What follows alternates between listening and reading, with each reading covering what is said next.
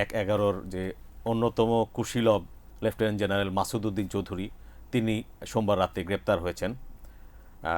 স্টুডিওতে আমার সঙ্গে আছেন আমাদের ক্রাইম রিপোর্টিং চিফ জনাব কামরুজ্জামান। ধন্যবাদ আপনাকে। আপনি জানেন যে জেনারেল মাসুদ উদ্দিন চৌধুরী বাংলাদেশের ঘটনাবহুল রাজনীতিতে একটা আলোচিত ব্যক্তিত্ব। তিনি তার যে কর্মজীবন শুরু হয়েছিল সেনাবাহিনীতে 1975 সালের 1 মেতে, রক্ষী বাহিনীর মাধ্যমে তার চাকরি জীবনে শুরু। 1975 সালে 15 আগস্ট বঙ্গবন্ধু সপরিবারে নিহত হওয়ার পর রাজনৈতিক আরেকটি প্রেক্ষাপট পরিবর্তনের মধ্য দিয়ে নতুন করে অভিষেক ঘটে সেনাবাহিনীতে মাসুদ উদ্দিন চৌধুরীর। ঘটনাবহুল জীবনে তিনি সর্বশেষ যখন 2007 সালের এতে 11 জানুয়ারি যে 111 হিসেবে পরিচিত যেটাকে আমরা বলি, তখন তিনি সেনাবাহিনীর অন্যতম 9 ডিভিশনে সাভারে সেটা জিওসি ছিলেন। তখন তিনি 9 ডিভিশন যেটি সেনাবাহিনীর অন্যতম গুরুত্বপূর্ণ শক্তিশালী ইউনিট, সেইটার প্রধান হিসেবে তিনি ক্ষমতাধর ছিলেন এবং তৎকালীন সেনাপ্রধান মঈন আহমেদের তিনি আস্থাভাজন ছিলেন। ওই সময়ে নানান ঘটনার তিনি জন্ম দিয়েছিলেন, যে দুর্নীতি দমন ব্যুরোর যে তখন যে টাস্কফোর্স ছিল সেটার তিনি প্রধান ছিলেন। ওইটার মাধ্যমে বিভিন্ন রাজনীতিবিদ ব্যবসায়ীদেরকে তদন্তের নামে হয়রানি গ্রেপ্তারের যে অভিযোগ সেটা তার বিরুদ্ধে ছিল। পরবর্তীতে তাকে অস্ট্রেলিয়ার হাই কমিশন করা হয়েছিল। সেখান থেকে এসে 2018 সালে তিনি রাজনীতিতে ঢোকেন। জাতীয় পার্টি থেকে তিনি ফেনী 3 আসনে সংসদ সদস্য নির্বাচিত হন। এর মধ্যে বেশ কিছু অভিযোগ তার বিরুদ্ধে জোরালোভাবে উঠে, ব্যবসায়ী রাজনীতিবিদ হয়রানি, কিংস পার্টি গঠন, আজকের যিনি প্রধানমন্ত্রী তারেক রহমান সাহেবকে রিমান্ডে নির্যাতনের যে অভিযোগ যাদের বিরুদ্ধে রয়েছে তার মধ্যে অন্যতম মাসুদ উদ্দিন চৌধুরী। নানান কারণেই তিনি তো আবার প্রধানমন্ত্রী তারেক রহমানের আত্মীয় হন। হয়, তিনি তারেক রহমানের মামা যে সাইদ ইস্কান্দার সাহেব আছে তার ভাইরা, আপন ভাইরা। আমরা যেটুকু জানতে পেরেছি, তিনি গ্রেপ্তারের পরে তার বিরুদ্ধে 11টি মামলা রয়েছে ঢাকার বিভিন্ন থানা, বনানী, মিরপুর, কোতোয়ালি, হাতিরঝিল, পল্টন, সব বিভিন্ন ফেনীতেও। তো এর মধ্যে যে পল্টন থানায় যে মানব পাচারের অভিযোগে তার বিরুদ্ধে একটা মামলা রয়েছে, সেই মামলাটিতে তার বিরুদ্ধে ওয়ারেন্ট রয়েছে। এই ওয়ারেন্টের সূত্র ধরে তাকে গ্রেপ্তারের উদ্যোগ নেওয়া হয় আইন প্রয়োগকারী সংস্থা।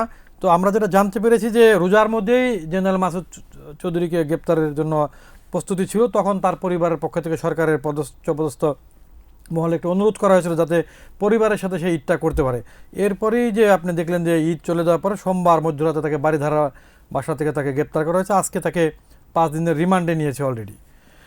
এই মাসুদ চৌধুরী সম্পর্কে আর কি যে বলার অনেক কিছুই আছে। তার একটা আলোচিত রেস্টুরেন্ট আছে, যে আপনি জানেন যে গুলশান তেজগাঁও লিং রোডে রুপটপ রেস্টুরেন্ট, পিকাসো রেস্টুরেন্ট। এটাও নানান কারণে বিভিন্ন সময়ে গণমাধ্যমে এবং সামাজিক যোগাযোগ মাধ্যমে আলোচনা এসেছে। মানে এই ইয়েতে আপনি আরও জানেন যে কোর্টে যখন আজকে তাকে হাজির করা হয়েছিল, তার উপরে ডিম নিক্ষেপ করেছে।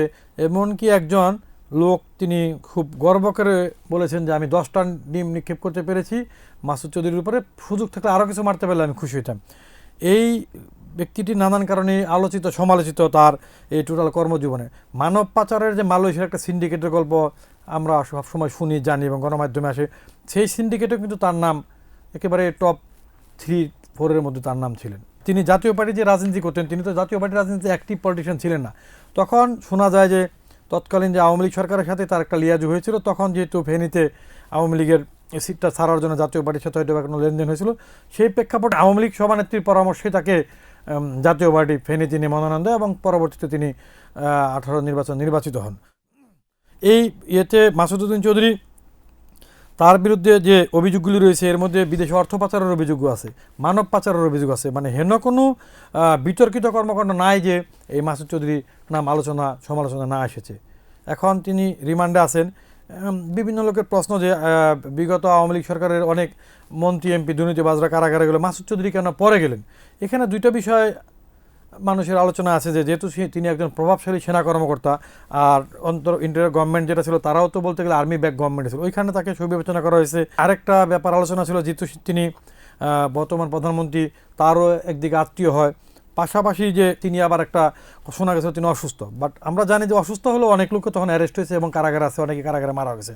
কিন্তু বিশেষ অনুকম্পা কী কারণে পেয়েছিল, হয়তো বা রিমান্ডে যেহেতু তাকে নেওয়া হয়েছে, আমরা ধীরে ধীরে বিষয়গুলি জানতে পারবো।